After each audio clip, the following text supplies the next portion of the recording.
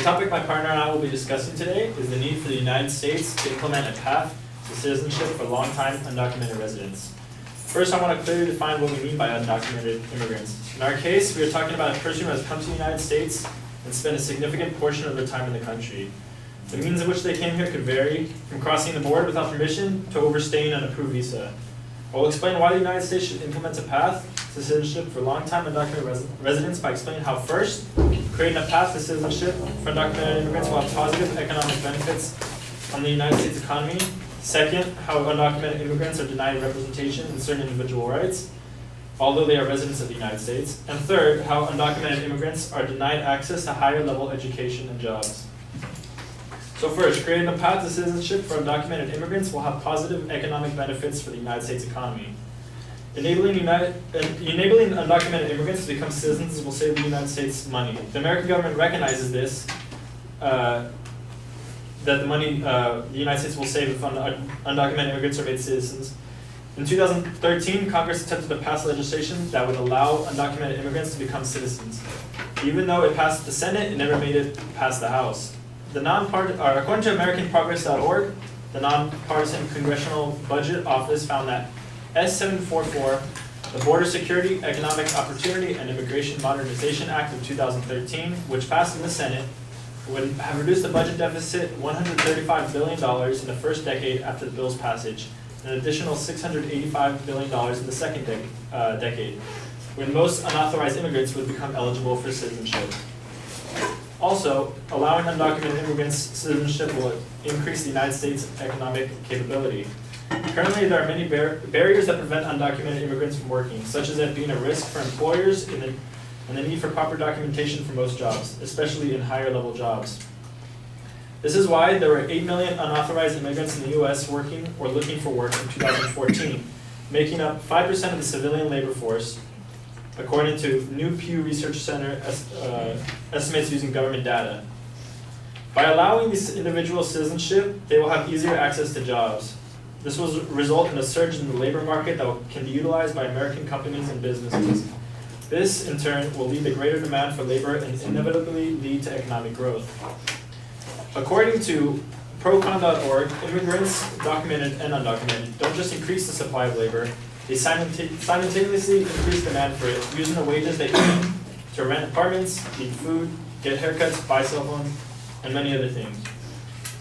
So my second point was that undocumented immigrants are denied representation in certain individual rights, although they are residents of the United States. A rising share of unauthorized immigrants have lived in the U.S. for at least a decade. About 2/3 of adults in 2014 have been in the U.S. at least that long, compared with 41% in 2005. That is a majority of undocumented immigrants residing in the United States who have lived here for over a decade. Within a long amount of time, they become a vital part of society and make an impact on many different aspects in their surroundings. Also, without legal status, it is nearly impossible for immigrants to create and run businesses. From AmericanProgress.org, legal status and citizenship facilitate non-citizen immigrant entrepreneurship by providing access to licenses, permits, insurance, and credit to start businesses and create jobs. This prohibits them from having the chance of being their own boss. Although many are long-term residents, they are not given the same chances as everyday citizens to improve their life and become a valuable part of society. Also, undocumented immigrants pay a fair amount of taxes but do not benefit from various government programs. There is a common misconception that undocumented immigrants exploit the American government for various benefits that they do not pay for. However, this is entirely false. In fact, undocumented immigrants actually pay more than they receive in government benefits. According to TheAtlantic.com, Stephen Goss, the chief actuary of the Social Security Administration, estimates that about 1.8 million immigrants were working with fake or stolen Social Security cards in 2010, and he expects the number to reach 3.4 million by 2040. He calculates that undocumented immigrants paid $13 billion to the retirement trust fund that year and only got about $1 billion in benefits. This means that only about 7% of the money they give to the IRS is returned back to them, which is truly unfair. From Procon.org, each year undocumented immigrants add billions of dollars in sales, excess property, income, and payroll taxes, including Social Security, Medicare, and unemployment taxes to federal, state, and local coffers. Hundreds of thousands of undocumented immigrants go out of their way to file annual federal and state income taxes.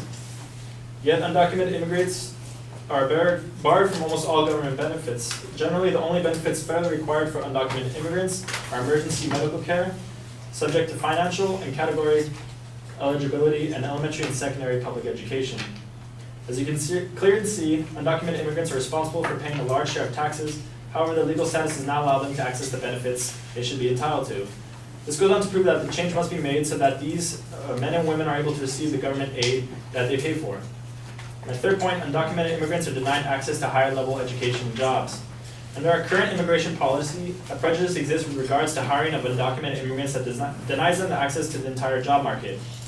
Since it's illegal to hire an undocumented immigrant, many businesses refuse to hire someone without a social security number.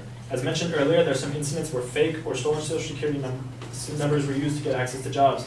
But for the majority of undocumented immigrants, they do not have a social security number. This makes it very difficult for these individuals to find work and in fact pay for food and housing for them and their families. As a result, a large number of undocumented immigrants are forced to work at establishments that do not check their legal status and set places that best suit them. These are mostly in industries that rely heavily on hard labor and not one where a proper education is necessary. According to PewHispanic.org, by occupation, unauthorized immigrants held a higher share of U.S. farming jobs, about 26% in 2014 than they would be expected given their share of the workforce. They also held a disproportionate share of construction jobs, 15%. By contrast, unauthorized immigrants held a lower share of maintenance, management, professional, sale, and office support jobs than their share of the workforce overall.